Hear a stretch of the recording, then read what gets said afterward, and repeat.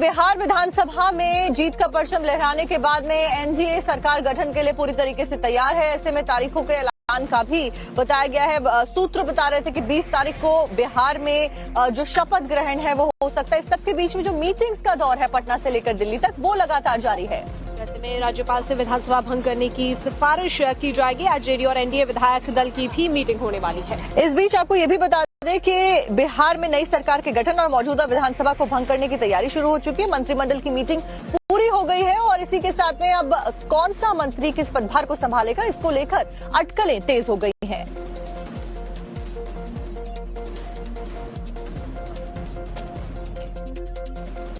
तो बिहार में नई सरकार की शपथ की तारीख भी तय हो गई है। ऐसे में मौजूदा सरकार की आज आखिरी मंत्रिमंडल की मीटिंग होने वाली है। इस मीटिंग में क्या कुछ डिस्कशंस होते हैं इसके ऊपर नजरें बनी हुई हैं। मीटिंग में तमाम मंत्रियों के इस्तीफे पर मुहर लगेगी। इसके बाद खुद सीएम नीतीश कुमार राजभवन जाकर राज्यपाल से मिलेंगे और मौजूदा विधानसभा को भंग करने की सिफारिश भी करेंगे।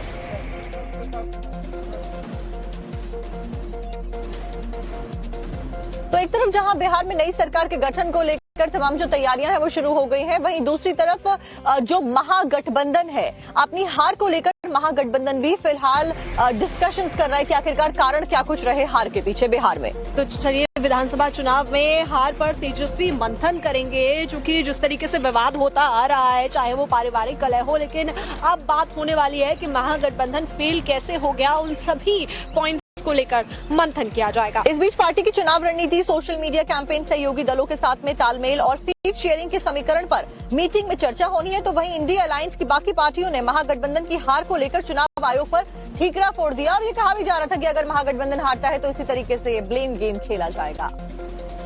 तो सबसे बड़ी तो भूमिका पे प्रश्न चिन्ह उठता चुनाव आयोग की, उसकी निष्पक्षता को लेकर सबके मन में संदेह है। और दूसरा, जिस तरह से जो है वहां पे धन का इस्तेमाल किया गया, जिस तरह से चलते चुनाव में के वक्त जो लोगों को धन वितरण किया गया, तो एक तरह से जो वोटों की जो है धन के जरिए वोटों का जो है वोट लेने की कोशिश की गई। इन सब चीजों को चलते जो है जनरली सब लोग यही चीज क्रिटिसाइज करने, इसी की आलोचना हो रही है। सिर्फ बिहार ही क्यों, पूरे देश में, महाराष्ट्र में भी जो कुछ हुआ, लगातार हम सवाल के ऊपर सवाल पूछते जा रहे हैं, लेकिन चुनाव आयोग कुछ उत्तर नहीं दे रहा है, ना दे सकता है। जो मैंने बात कही, दोहराता हूं मैं उस बात को।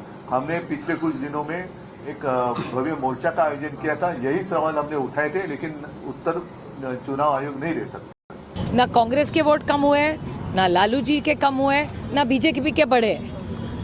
बीजेपी के वोट बढ़े नहीं है बिहार में और लालू जी के ना कम हुए, और सबसे ज्यादा वोट लालू जी की पार्टी को ही मिले।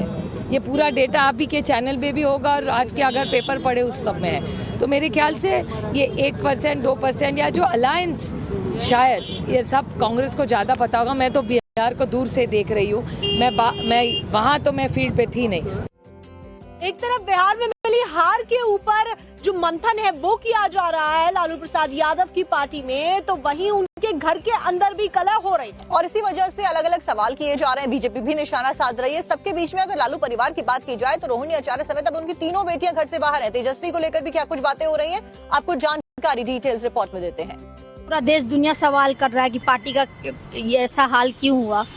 अब जब संजय और रमीज इन लोग का नाम लीजिए तो आपको घर से निकाल दिया जाएगा, आपको बदनाम किया जाएगा, आपको गाली दिलवाया जाएगा, आपके ऊपर चप्पल उठा करके मारा जाएगा। चुनावी नतीजों के बाद लालू की सबसे लाडली बेटी का ये बयान बिहार की राजनीति में भूचाल लेकर आया। लेकिन इस बयान के बाद जो कुछ हुआ, रोहिणी ने सोशल मीडिया पोस्ट के जरिए दुनिया के सामने रखा।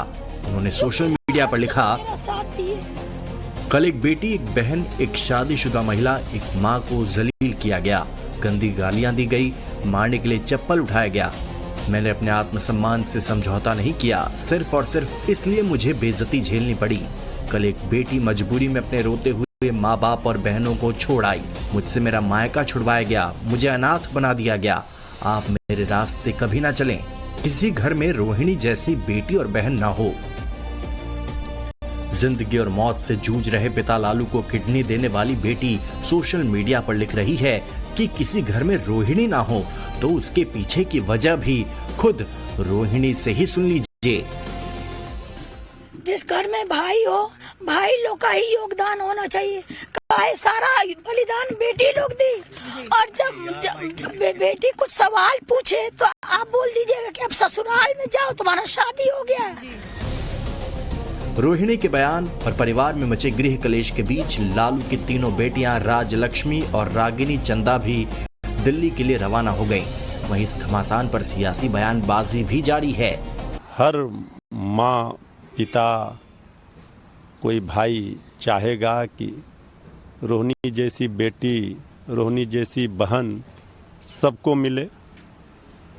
ये तो किसी भी घर के लिए सौभाग्य की बात है। बाकी तो पारिवारिक मामला है, परिवार के लोग इस पूरे मामले को देखेंगे। पार्टी का शीर्ष नेतृत्व इस सब पर जवाब देगा। वो मेरा भी परिवार है, राजनीतिक मतभेद एक तरफ, पर मैंने हमेशा आदरणीय लालू जी को, उनके परिवार को अपना परिवार ही मैंने माना है। मैं बस इतनी प्रार्थना करूंगा कि जल्द से जल्द ये पारिवारिक कलह सुलझ जाए। मेरे भी भाई बहन हैं ये सब।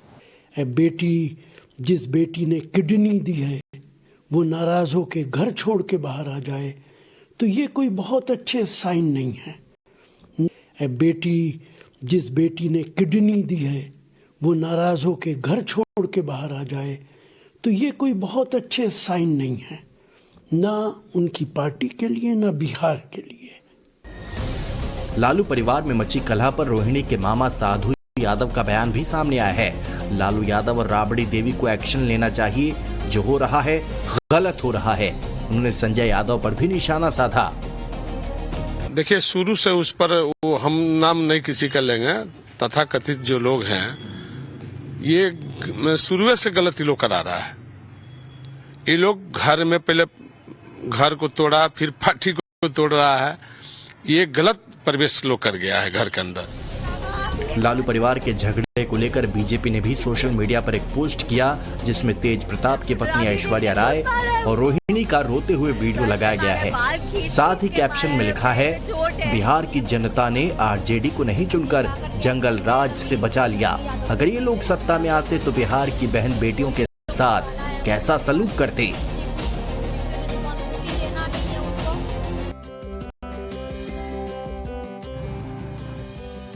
और इसी के साथ में दिल्ली के विजय चौक से जब बेटी कुछ सवाल पूछे तो आप बोल दीजिएगा कि अब ससुराल में जाओ, तुम्हारा शादी हो गया है।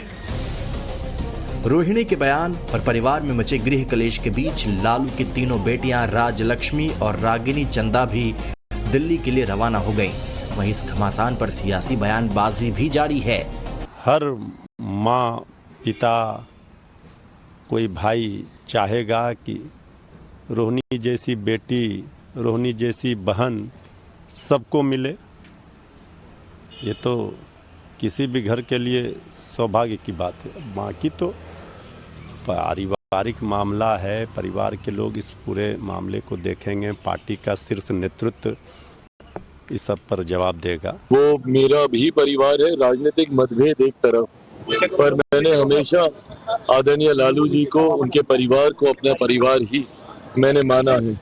मैं बस इतनी प्रार्थना करूंगा कि जल्द से जल्द ये पारिवारिक कलह सुलझ जाए। मेरे भी भाई बहन हैं ये सब। बेटी, जिस बेटी ने किडनी दी है वो नाराज होके घर छोड़ के बाहर आ जाए तो ये कोई बहुत अच्छे साइन नहीं है। बेटी, जिस बेटी ने किडनी दी